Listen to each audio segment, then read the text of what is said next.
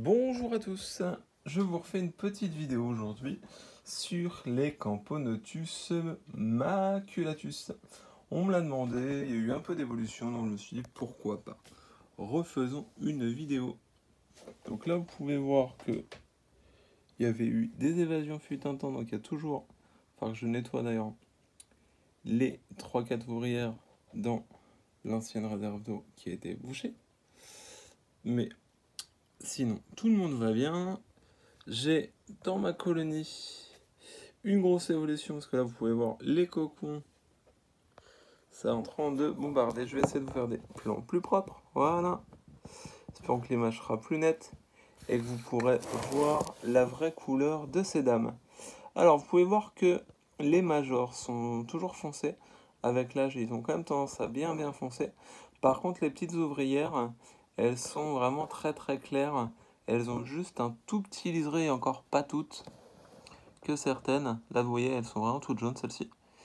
Mais il y en a certaines qui ont effectivement un léger liseré noir sur le gastre. Mais c'est vraiment très léger. Vous voyez après il y en a certaines où c'est plus marqué. Et d'autres beaucoup moins. Donc la colonie se développe toujours de manière assez exponentielle, si on peut dire ça comme ça. Là, je vais avoir une population qui devrait doubler, au vu des cocons, bien évidemment. Je me base sur les cocons en plus. J'ai pas mal de cocons mûrs. Mais voilà, vous voyez un peu l'évolution de tout ce petit monde qui se développe bien. J'ai ouvert le nid. Donc vous voyez, elles ont accès à tout le nid. Et notamment, j'avais fait exprès de ne pas remettre la réserve d'eau et de retirer. Il y a une petite grille qui se met sur le côté, une grille en plastique, hein, avec des stries pour que normalement l'humidité s'infiltre.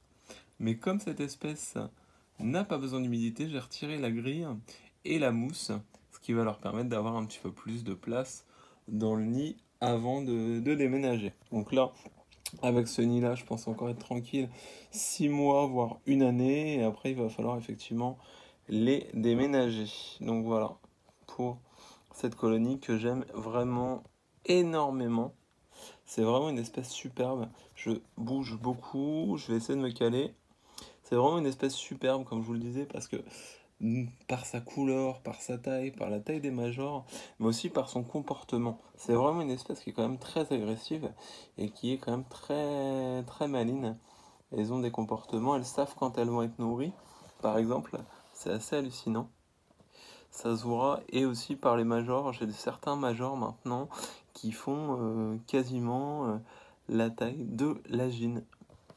Donc là, vous pouvez voir qu'ils sont pas mal entassés, mais après, ça se développe bien. Et là, ils ont encore de la place avant d'être en pénurie de logements. Par contre, ils ont quand même tendance, ils le faisaient déjà avant, mais là, puisqu'ils ont plus de place, ils ont quand même tendance à stocker les déchets. Donc c'est pas très propre, c'est pas bien grave, puisque comme le nid n'est pas du tout humidifié, il y a quand même moins de risques d'acarien, même si le risque est toujours présent. Il y a quand même beaucoup moins de risques. Je vais essayer de vous montrer l'aire de chasse de ces demoiselles. Voilà, ça fait un peu de bruit. En plus, le sabre, dans l'ensemble, le sabre, ça va, ça tient. J'en ai un petit peu qui est sorti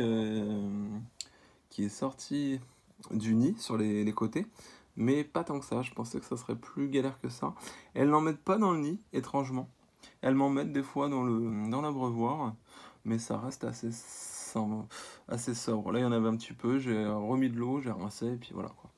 On est reparti sur une bonne durée d'abreuvoir. Pendant 10-15 jours, je suis tranquille avec ce type d'abreuvoir. Donc là, je viens de leur donner à manger. J'aurais peut-être dû attendre avant de faire la vidéo, parce que là, elles viennent juste manger. Là, donc il y a très peu d'activité. Mais ouais, c'est vraiment une espèce chouette. Vraiment très chouette. C'est une espèce que j'aimerais vraiment conserver sur le long terme. Ça me plaît vraiment. Là, vous pouvez voir que c'est vraiment magnifique au niveau de la coloration, au niveau... Pareil, ils ont ce petit côté, les yeux noirs comme Turkestanus. On peut voir, ça leur donne un petit côté tout mignon, alors que c'est une espèce qui est vraiment très agressive. Très agressive. Et là, on peut voir les majors avec eux, une tête bien carrée, bien noire, des mandibules. Cette espèce, je pense que je vous l'avais déjà dit, mais quand on se fait mordre par des majors, ils arrivent à transpercer la peau. C'est assez désagréable pour un Camponotus. Et ils ont quand même une force assez développée, dirons-nous. Donc là, vous pouvez voir quand même les couleurs. Genre, moi, ça m'émerveille quand même. C'est une espèce que j'ai depuis un petit moment maintenant. Surtout que j'en ai déjà eu, mais des foncés, comme je vous l'avais dit. Mais là, en clair, c'est vraiment une espèce sublime. Sublime de chez sublime. Et vraiment une espèce pas compliquée. La fondation est un poil longue. Mais une fois que la fondation est bien partie, ça s'arrête plus. Ça se développe toujours. Là, vous pouvez vraiment voir la différence de taille entre les majors et les ouvrières mineures. C'est vraiment tapissime. Et en plus, ce qui est bien avec le substrat, alors j'ai fait n'importe quoi avec le téléphone, hein. Le trépied arrive normalement la semaine prochaine, donc ça devrait quand même régler ce petit souci d'image tremblotante et du fait que je bouge toutes les 4 matins, on va dire, hein. Mais, ouais, parce que là, vous voyez, j'ai quand même tendance à bouger. Je vais essayer de me stabiliser. Voilà, ça va être mieux. C'est quand même mieux avec le substrat, puisque la Beetle Jelly, ils ne me la collent plus sur les parois. Ils font toujours des boules, mais ça fine dans le sable. Et après, pour moi, c'est plus facile de les récupérer.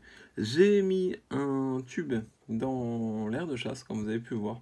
Tout simplement, je vais essayer de récupérer 2-3 cocons pour une personne qui a une Camponotus maculatus qui n'arrive pas à fonder. Donc, il va faire l'essai de lui donner quelques cocons de ma colonie. Après, moi, je suis pas forcément fan, mais quand on n'a pas le choix, c'est quand même bien. Ça peut marcher quelquefois pour sauver une colonie. Donc là, la personne va essayer de le faire. Donc je vais essayer de prélever, si elles veulent bien me mettre un petit peu de couvain dans ma colonie, je vais essayer d'en prélever un petit peu et lui envoyer effectivement 5-6 cocons pour qu'il tente l'expérience. Voilà. Donc après sur cette espèce là, moi j'ai jamais eu besoin d'utiliser cette pratique, mais après ça dépend bien sûr de la gine. Des fois on peut avoir des gines soit qui ont déjà fondé, soit qui ont du mal. Et quand vraiment on voit que les pontes sont compliquées, ça aide de procéder de la sorte. Donc voilà, pour l'espèce, la petite présentation, enfin la présentation non, mais plutôt le petit suivi d'évolution rapide, voilà. On peut voir qu'ils ont bien repéré les vers de farine, ils sont en train de manger, donc le ver de farine est encore un petit peu vivant, et c'est pas top, mais bon. Moi je nourris au vivant, comme je vous l'ai dit, toutes mes colonies sont nourries au vivant ou au fraîchement tué pour les fondations, pour éviter de les stresser. Voilà pour ce petit suivi. Bah, j'espère que ça vous a plu, j'espère que les images seront à peu près propres. Et puis voilà quoi. Merci de m'avoir regardé. Je vous refais un petit plan sur celle-ci. On peut voir là le majeur, ce qui est marrant, c'est qu'ils sont noirs, mais ils ont quand même un ventre tout blanc, tout crème quoi. C'est assez marrant avec le...